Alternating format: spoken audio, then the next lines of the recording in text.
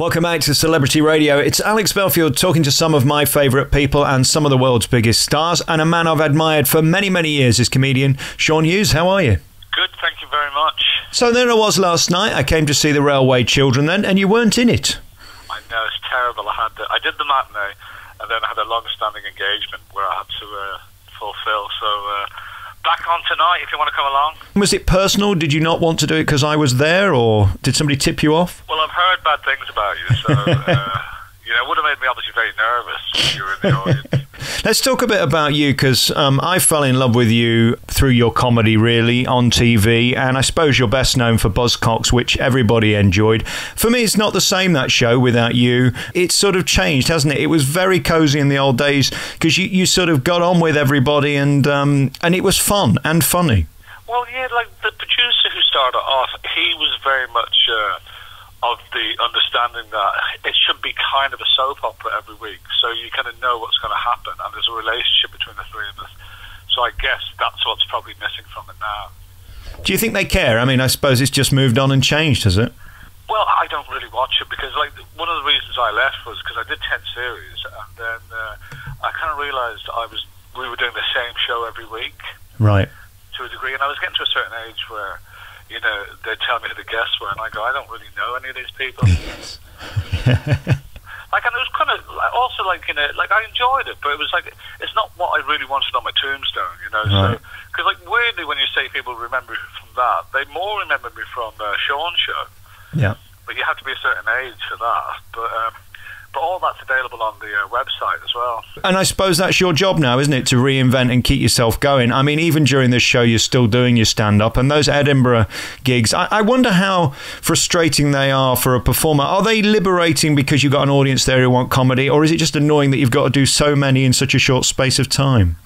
Well, Edinburgh's changed so much. Like, Edinburgh, like, because it's a month long, and when I started off, Edinburgh was very much about, you know, you have the basic show there, and you kind of work on it for the month. That's what the whole thing was. And now, because I guess the young comics are more ambitious, they kind of go up with a show that's already ready. Mm. So, you know, they want to review the first night, you know, and that kind of thing. And PR gets involved, and it's all about money and kind of posters and stuff. And it's kind of a bit of the spirit of the Fringe is gone now. So I tend to, even when I do it, I do it for 2 weeks, because at my age, I can't do a month. I wonder whether comedy was better in your day. I mean, it's so corporate now. When we look at the arenas that they're all doing, taking the money and run, it was about the comedy in your day, because there wasn't that much money in it, relatively, was there? You weren't making 100 grand a night. You were doing it for the fun of it, and you sort of came up the hard way by learning your craft and developing a show. It's different, like, because my generation didn't do comedy to get on television,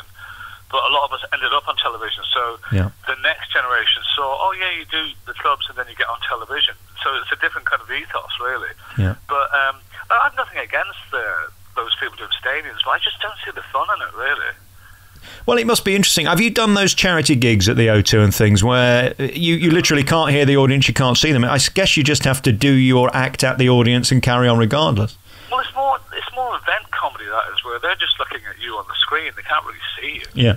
And like, I think comedy should be pretty intimate. Like, that's why, like, you got to admire someone like Stuart Lee, who could probably sell out the O2, but instead does a month at Leicester Square or something. Yeah. Weirdly, I'm good mates with Mickey Flanagan, and he really enjoys doing the stadiums, and he finds it very similar to doing the clubs. But I don't really understand that, but that's what he says. Right.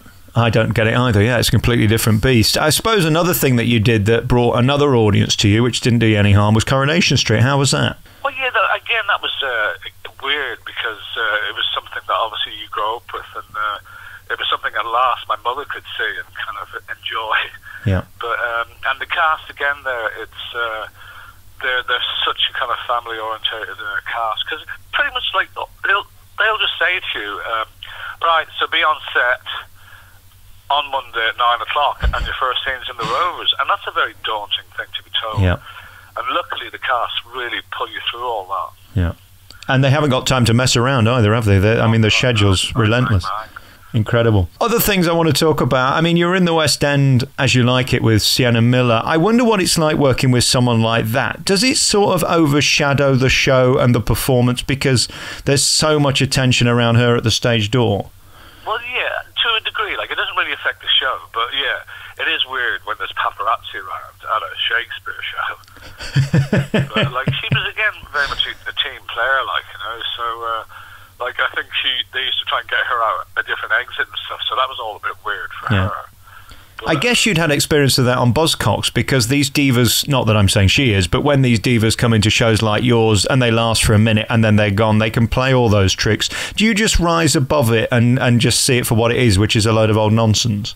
Well, like, that's the thing. Like, I know it's the name of your radio show as well, but I never did any of this to become a celebrity. I just wanted to be good at these things. And, and that's another reason why I've really taken a back seat with television, because it is a real pain in the ass, you know, being recognised all the time. And you can selflessly just leave it at the door. You don't have an ego in that sense. No.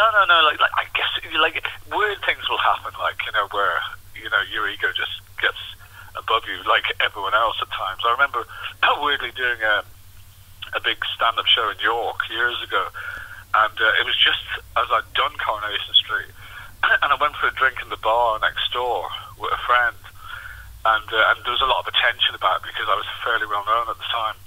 And this guy just, you know, this barfly just went, well, I've never heard of you. And of course I should have risen above that, but I went, I'm in Coronation Street, the biggest program in the country. And I was thinking, why am I even talking to this man who wasn't at the show or anything, like, you know? So it's kind of utmost respect for people who come to see me live as well. Like, I'd never take that for granted. And even getting to the venue can be a problem. We'll end on this. I know yesterday, before you'd even started any of your gigs, you took a wrong turn and paid the price, I hear. I want to bloody sue the sat-nav, because sat-nav said take a right turning. It was in South London, a place I don't really know. Took the right turning, which seemed normal enough at a junction. All of a sudden, cop cars on top of me. Wow. You know, giving me really heavy-handed as well. Like, you know, don't put your hands in your pockets. Even though one of them recognised me, so I didn't think I was going to knife him. But it's they gave me a £100 fine and 3 points off my licence, and also because of cutbacks in the neck, because you know they have to breathalyse you anyway. Yes. And they didn't have a breathalyzer with them, and I'm kind of going, look, I have to do this show, and they're going, yeah, we've just rang up a traffic cop will be here soon. Good so I had to Lord. wait with them for 25 minutes talking about stuff, and they seemed quite annoyed that I wasn't drink driving. But it was just that weird thing of having to wait 25 minutes. We ended up talking about that TV program, 24 Hours in Police Custody. Yes. And I was saying how great the cops kind of came across in that. Like, they were, like, two of them were friendly, but one of them was very much like, you know, just wanted to nail me. Especially when I was kind of going, look, I'm on stage in 10 minutes. This really isn't kind of very relaxing. Yes, not what you need before a show. I suppose with the live stand-up, though, you can make it all part of it, and you guys make that funny, don't you? Kind of started off talking about that I've given South London £100. There's your show fee gone. I know, yeah, it was ridiculous. Hey, listen, great to talk to you. Sean Hughes is a fantastic comedian and a wonderful actor too. The Railway Children continues at the King's Cross Theatre. I was on Platform 2. It was a great show. I loved it, by the way. It's completely different and new, and of course the mother load where they come in with the train just before the interval is stunning and deservedly should be at the top of the poster. It is the star of the show, isn't it? Well, it does get a big round of applause at the end when it comes back on. And did you buy a flag and wave it when the train came? Well, I did, and you need to, and I tell you why. This show does take people back to a better time. It's a nostalgia trip from the second the show opens, and it's so unique and beautifully done. They've really thought of everything, haven't they? Well, yeah, like when I went to see it, it is quite a spectacular piece in the sense of, you know, the audience are kind of on two sides, actually in the train station. And it's kind of weird. Like, it's very different for me because I'm used to, you know, having an audience head on, and so some of the lines you're doing to just a section of the audience. You know, did you find yourself having to turn your head quite a lot? Yeah, it reminded me of sort of a Cirque du Soleil where you didn't know where quite to look at the right time, and you picked up in the end. It's amazing. It's sort of 3D, isn't it? Yeah, very much so. Yeah, and I love the what they do with the tunnel scene as well. I think is quite unique. It's clever. The whole thing's clever. The way the set moves along the track and they get people on and off under the stage and in the stage and above the stage. It's very, very clever and deservedly should be on at King's Cross. I mean, they started this at Waterloo, didn't they? I think 2010. York. I think the train museum is in York, and then it came down to Waterloo, and now it's at King's Cross. Is this a natural fit for you? I mean, I've seen you many, many times over the years in various clubs and on many, many shows, and this, of course, is proper acting, and I know you're great at it. I've seen you in shows before, and it's amazing how you can go from one man with a mic to an ensemble seamlessly. There aren't many can do that. Well, like, the thing is, I'm 49 now, and, you know, I've been concentrating on stand-up for the last 4 or 5 years solely, and I just thought I wanted to take myself out of my comfort zone. Like, because basically it was pretty much saying, right, you're going to do this for months, and you're going to do it with a Yorkshire accent. So it was kind of, it was very hard work. We only had 10 days rehearsal, and it's a tricky one as well, because the rest of the cast had been there since September, so it was only me coming in new, so I felt like the new kid in school as well. So, but I just kind of, I'm on my second week now, and I kind of relaxed this week, because it's quite a physical show for me as well. Well, it's a health and safety nightmare, and when I see you running up and down those stairs, I mean, you could easily fall off and into the train track and kill yourself, couldn't you? Well, thanks for that. I might talk about that live when I'm working tonight. Just bear me in mind when you're into your second act. Carrying cases and move trolleys and kind of running all over the shop, really. But you can't phone this in. I mean, seriously. I mean, there are literally 2 platforms, and sometimes the stage is there and sometimes it's not. One wrong foot and you will literally fall in, won't you?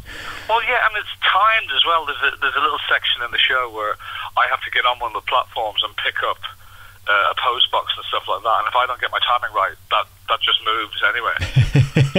And it did one day, and I was going, well, what's going on here? And you're chasing it down the train, are you? Well, it's more like falling, as you say, onto the track and then dying. Well, at least it'll get you in the papers. We all need publicity. I'd rather not be in the paper for dying. I'd rather just get a good review. All right, nearly dying. Nearly dying is good to be in the papers. Right. You know, when you go into a show like this, and of course you're known as a stand-up, and you're known as a funny man, and you're known as a star, do the other cast sort of go, can he do it? Do you feel any sort of resistance, or were they behind you? I found them very, very friendly and very warm. They're really, really good group of people, actually. And it could have been like that, you know. And it's that weird thing of, like, again, when I do stand-up shows, it's always just me in a dressing room on my own. But I'm sharing a dressing room with, like, 8 other actors now. So that's really an odd thing for me. Are you getting used to public nudity? Do you find that easy to deal with? Well, I've got psoriasis, so I wear long johns, otherwise I'd scare the hell out of me. Is the chafing okay these days? Oh, God, no, it's not. Because, like, obviously, psoriasis comes on with stress, and the last 2 weeks have been really stressful. Like, as I say, it's calming down. Now, I say that, but with Easter coming up, we're doing 2 shows every day. Yeah. And that's a bit of an odd one, because, you know, as I say, you do get a bit tired. And, and then all of a sudden you go, have we done this scene already?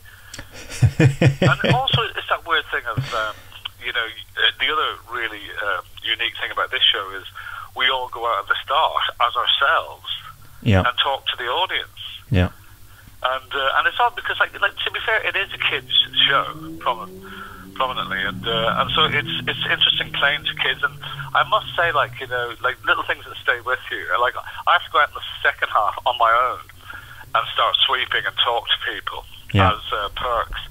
And I was doing it last week, and this, like, she must have been 7 or 8, and it's the best review I've ever had in my life. She just went, I think your acting is beautiful.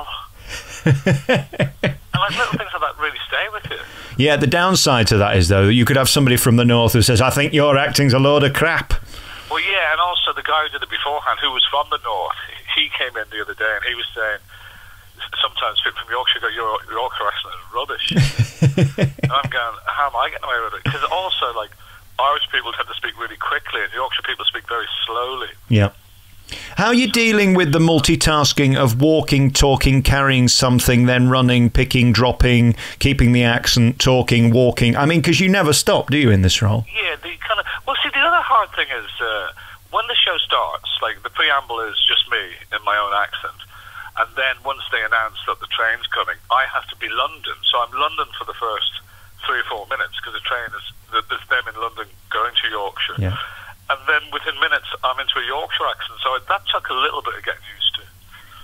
Where do you start with a script? I mean, you're given 2 hours of entertainment and you've got to learn it in 10 days. What do you start with first, the words and then the movements? I mean, because this is a really complicated show. If you're on the wrong side of the platform, you can't just take 2 steps across. You've got to walk all the way around, which takes a minute and a half. Well, in, so you kind of start getting used to where you're supposed to be and stuff. But like initially with the script, I went to see the show 3 times, so I got the general sense of the character, and that's how you start. You get the general sense of the character, and then there was a couple of expressions that I was having real trouble with because they just didn't really roll off my tongue.